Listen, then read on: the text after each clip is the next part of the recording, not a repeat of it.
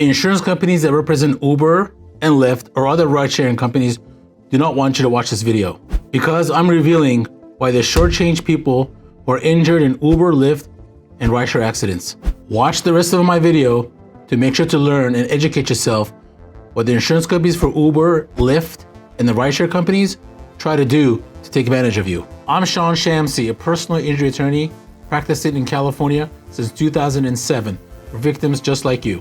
I make videos like this to make sure to educate the public on how to protect themselves against insurance companies who try to reject, deny, and delay the claims made against them. Every day, there's cases out there involving accidents with Uber, Lyft, and rideshare accidents. The one question that stands out the most is who's liable when involved in an accident with Uber, Lyft, or ride-sharing accident?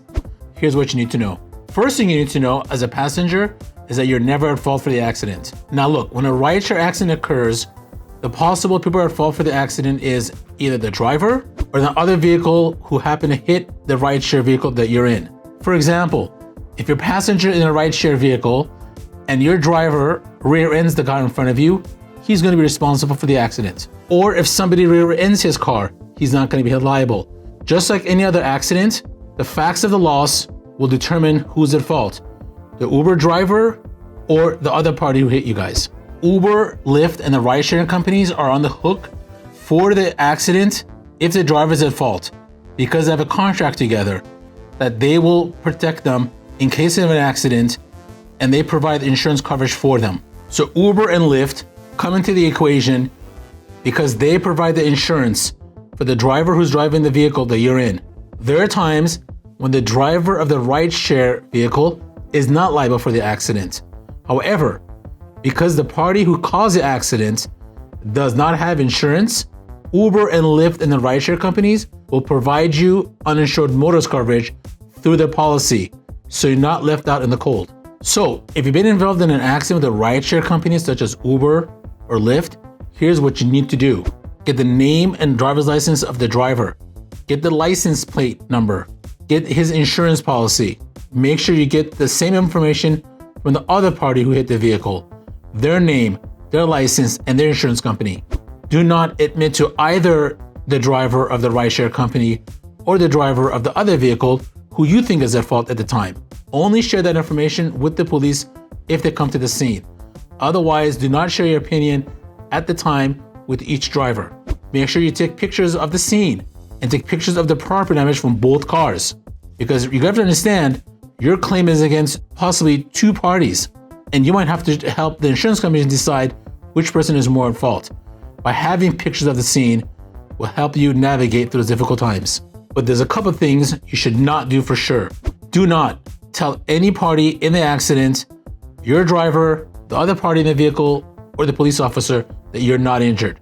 And if you say such things at the time, and down the line, next few days, your body starts to relax, the pain will settle in, and then they'll use that against you. Most importantly, do not get in an Uber or Lyft rideshare unless their app is on. If you get involved in an accident with the Uber, Lyft, or rideshare company, and their app is not on, that insurance policy is not going to be in effect. Thus, you're driving not a commercial vehicle, but a private vehicle driven by the driver. And 9 out of 10 times, they're not going to have the insurance coverage you need to compensate you for insurance. Recently, we just settled a case against Uber, where the Uber driver was not at fault. However, the other party was under the influence of alcohol and totaled the Uber car out. And my client was injured badly. However, at the scene of the accident, he was able to secure the name of the parties who were involved in the accident, get the police report, take the proper photos, and that was essential in securing the settlement that we got. Because the insurance company kept saying the damage to your car was not that bad because they did not have pictures that we had. And that's what got us over the hurdle to get my client the big settlement that he deserved. I can't emphasize to you how important it is that in a rideshare, Uber, or Lyft accident to get the documents right there on the scene.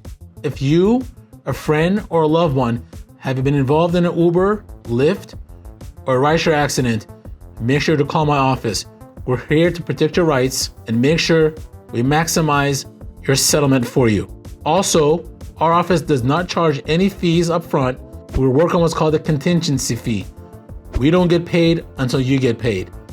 So if you've been involved in an accident with a rideshare company, including Uber or Lyft, do not call them first. Call our office as soon as possible.